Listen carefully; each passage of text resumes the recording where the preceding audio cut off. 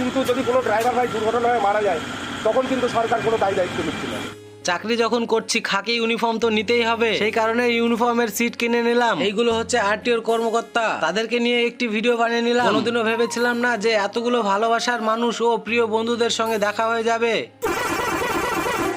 Hello guys, road king ভাই চ্যানেলে আপনাদের স্বাগত। হ্যাঁ, কয়েকদিন যাবত ভালো ব্লগ ভিডিও দিতে পারিনি, তাই আজকে নিয়ে চলে আসলাম খুব একটি ইন্টারেস্টিং ব্লগ। ভিডিওটি পুরো দেখতে থাকুন, আশা করছি খুবই সুন্দর লাগবে। আর আমার চ্যানেলে যদি কেউ নতুন হয়ে থাকো তাহলে সাবস্ক্রাইব করে নেবে, আর পেজ থেকে দেখলে ফলো করে নেবে। আর আমরা রয়েছি এই মুহূর্তে উড়িষ্যা ভাঙ্গিপুশি। এই ট্রেলারটি ভাঙ্গিপুশি ঘাটি থেকে নামতে গিয়ে সাতটি প্রাইভেট গাড়ি মেরে দেয়, আর সেই অ্যাক্সিডেন্টের ফলে প্রচুর মানুষ আহত এবং নিহত হয়ে যায়। আমাদের গাড়ি উড়িষ্যা ভাঙ্গিপুশি থেকে নিয়ে এসে ডায়মন্ড হারবারে রেখে দিয়ে আমি বাড়ি চলে যাচ্ছি। বাসে চেপে যাচ্ছি। এই ফুটেজটি হচ্ছে ঈদের আগার দিনের। আসলে ফুটেজটি নিয়ে রেখেছিলাম, এডিট করার সময় না পাওয়ায় আমি ভিডিওটি দিতে পারিনি। ডায়মন্ড হারবার থেকে বাসে করে চলে আসলাম ধর্মতলা এসেই করিমপুরের জয়রাইড বাসে আমি চেপে যাই। কলকাতা ধর্মতলা থেকে আমার বাড়ি 200 কিলোমিটার। প্রচন্ড গরম পড়ছিল, তাই এসি বাসের টিকিটটাই কেটে নিলাম, যেহেতু 200 কিলোমিটার যেতে হবে। বাসের সফর শেষ হয়ে গেলেই দেখা হয়ে যায় আমার বন্ধুর সঙ্গে। বোলেরো গাড়ি নিয়ে যাচ্ছিল বাড়ির দিকে, আর সেই গাড়িতে চেপে রওনা দিয়ে দিলাম আমাদের বাড়ির দিকে।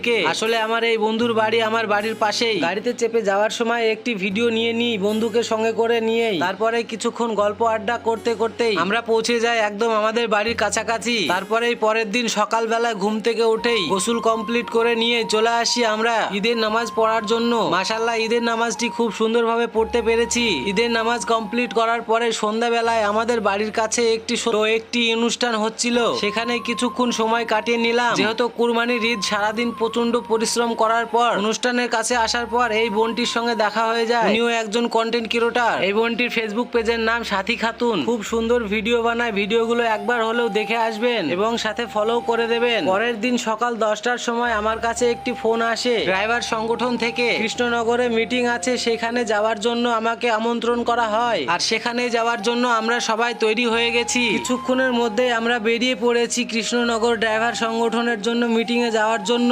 এই মিটিংটি রাখা হয়েছে অল ড্রাইভার ওয়েলফেয়ার অ্যাসোসিয়েশনের পক্ষ থেকে। এই মিটিং এর ডেটটি ফিক্স করা হয়েছিল 8 তারিখে, মানে ঈদের পরের দিন। আমরা করিমপুর থেকে কৃষ্ণনগর পর্যন্ত বেশ মজা করতে করতে গিয়েছি। ইতিমধ্যে আমরা চলে আসি সেই লোকেশনে যেখানে আমাদের অল ড্রাইভার ওয়েলফেয়ার অ্যাসোসিয়েশনের অফিস রয়েছে, কৃষ্ণনগর ভাতজংলা, একদম ন্যাশনাল হাইওয়ের সামনেই। এখানে আসার পর কিছুটা ভিডিও বানিয়ে নিলাম। আসলে এই অফিসে নদিয়া জেলার সমস্ত টিম মেম্বারদের নিয়ে একটি মিটিং ডাকা হয়েছে।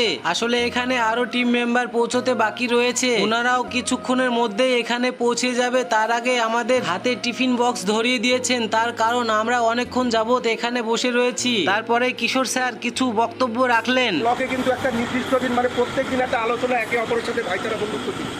আস্তে আস্তে সেই জিনিসটা আমরা কিন্তু দূরে সরে যাচ্ছে, অনেকে সময় দিচ্ছে না, মিটিং খোলা হচ্ছে না, যার জন্য কিন্তু এই জিনিসটা বিরক্ত হয়ে যাচ্ছে, যার ফলে সংগঠনটা আস্তে আস্তে ছত্রভঙ্গ মতো হয়ে যাচ্ছে।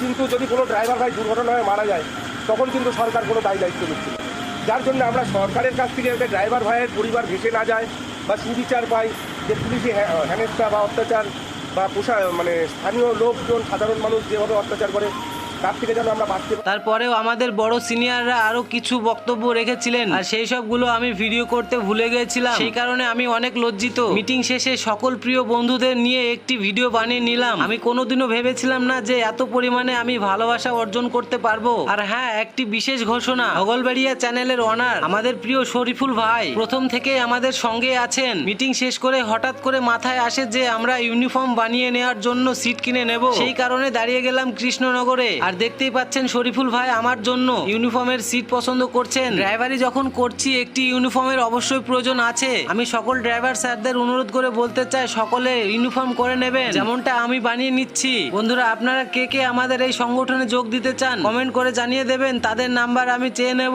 আমাদের খাকি ইউনিফর্মের ড্রেস কেনা হয়ে গেলে আমরা চলে আসি সীমানগর মাঠ। তারপরে সকল আরটিও কর্মীদের নিয়ে একটি ভিডিও বানিয়ে নিলাম। আরটিও কর্মী এই জন্যই বললাম কারণ আমরা আরটিও নিয়ম অনুযায়ী চলাফেরা করি, কারণ আমরা পরিবহনের সঙ্গে যুক্ত রয়েছি। বন্ধুরা, ভিডিওটি যদি ভালো লাগে জয় হিন্দ জয় ভারত লিখে যাবেন। ড্রাইভার একটা জিন্দাবাদ। আজকের ভিডিও এই পর্যন্তই। ভালো থাকবেন, সুস্থ থাকবেন, ধন্যবাদ।